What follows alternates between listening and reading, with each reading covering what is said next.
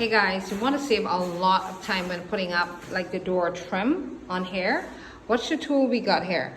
If any of your book guys tell you there's not a that's going to call a nail gun, I'll record my gentleman, my carpenter. It is so much easier. And watch this process. When you're doing a 45 angle, like when you're doing your door trim. So two tools you really want to have to save money: chop saw, nail gun. Watch what he's going to do now to cut a nice 45 angle.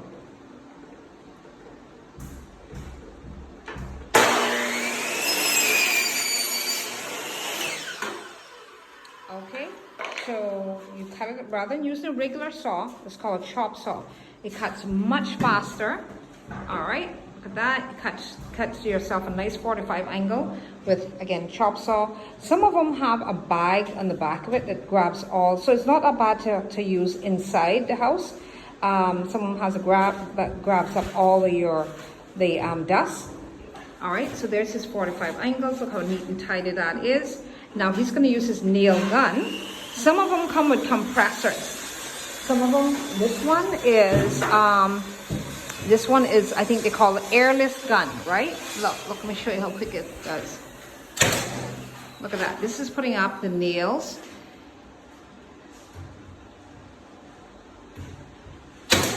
Putting up the trim over your, because see what I did with my closets, I left up here open for like suitcases and stuff.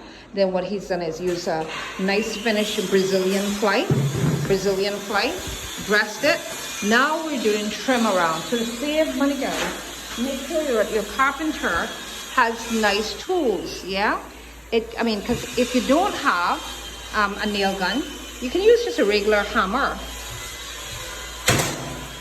All right.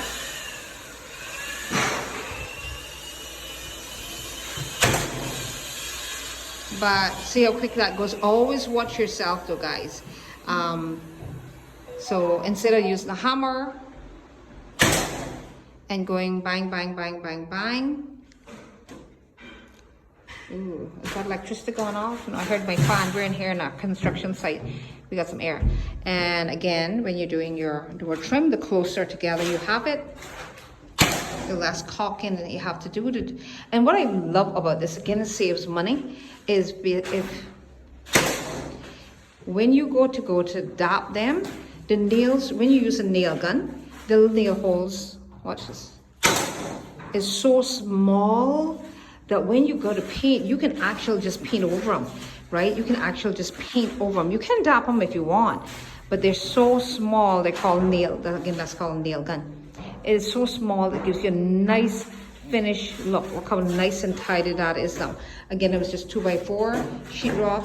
We dressed it with Brazilian ply, and we trimmed it on the outside. Yeah, so those are two tools you definitely want. Chop saw for your 45 angles, nail gun.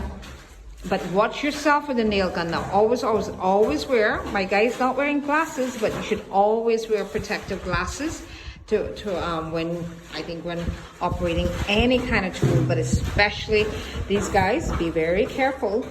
Something strange can happen where one of these nails can fly and go somewhere else. You know how something's happened freaky. Always wear protective glasses.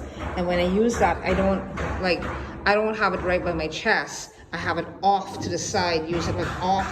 Because again, it's happened where it was a freak accident, but again, something happened where the nail got away, okay?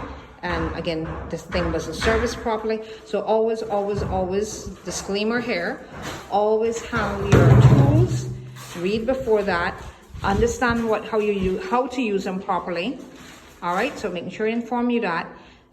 Make sure you use read the manual, know how to operate them, put on protective glasses or gloves, whatever you need to make sure safety is first before you handle any tool. Okay, so that's my disclaimer. I told you that. All right, guys, so that's how you save time by getting people with tools, the right tools to work with.